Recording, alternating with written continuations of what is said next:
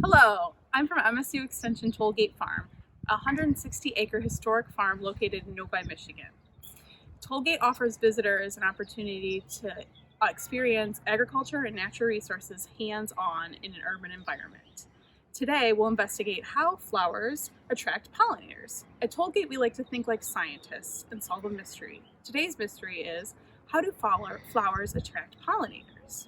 Now it's May in Michigan and we're starting to see a lot more flowers out. Now this is a magnolia. And as you can see, we've got some flowers. So what do you notice about this tree? What do you wonder? What color are the flowers? Do you notice any pollinators around? What other questions do you have? Now, as we talked about in the first video, flowers need pollinators to be able to produce the next generation of plants. But how do plants attract pollinators? It's not like they can get up and walk around and find them. One way that plants attract pollinators is the color of their flowers. Do you ever notice that many of the flowers we see in nature are bright colors? Can you think of some flowers you see in your yard or a nearby park? What color are they? Flowers don't just have bright colors to look pretty, they attract pollinators.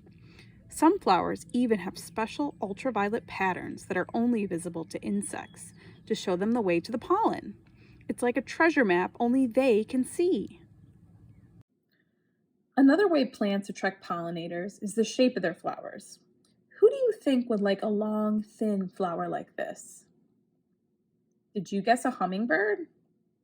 Hummingbirds have long beaks and long tongues they use to get deep into those long flowers to lick up the nectar. Other flowers are shaped like small bowls that allow honeybees to reach in their short tongues to get the nectar.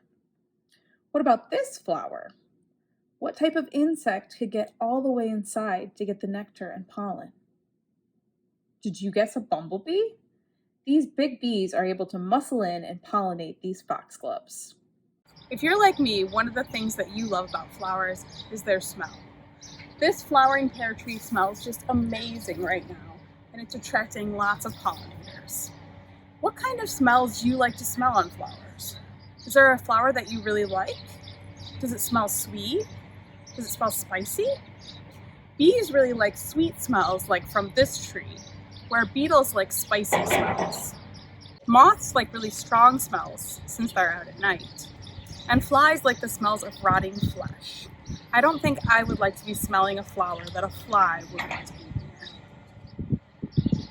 Last but not least, the time when plants open also helps attract pollinators. If a plant wants to attract a moth or a bat, what time would be best to open? When do you see bats and moths?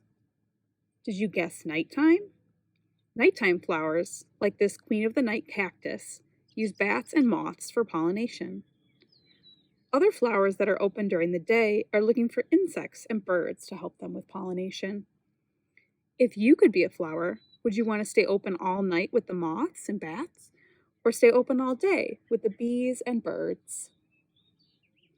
Now it's your job to be a scientist and investigate flowers. One way you can investigate is by observing. Find a spot in your yard or maybe a nearby park and sit down. This will be your sit spot.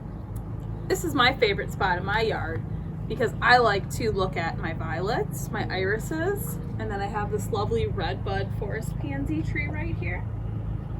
Now, when you're in your sit spot, think about the strategies that we talked about.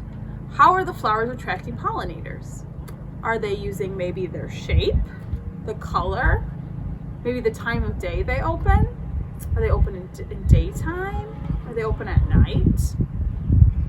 Do they smell good? Do they smell bad?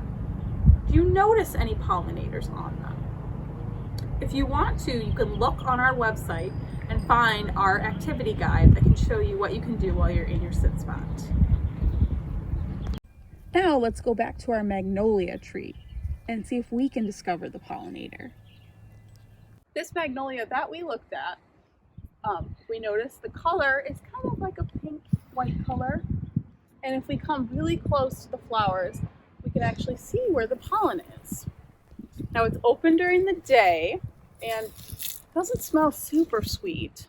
Who do we think might be pollinating this?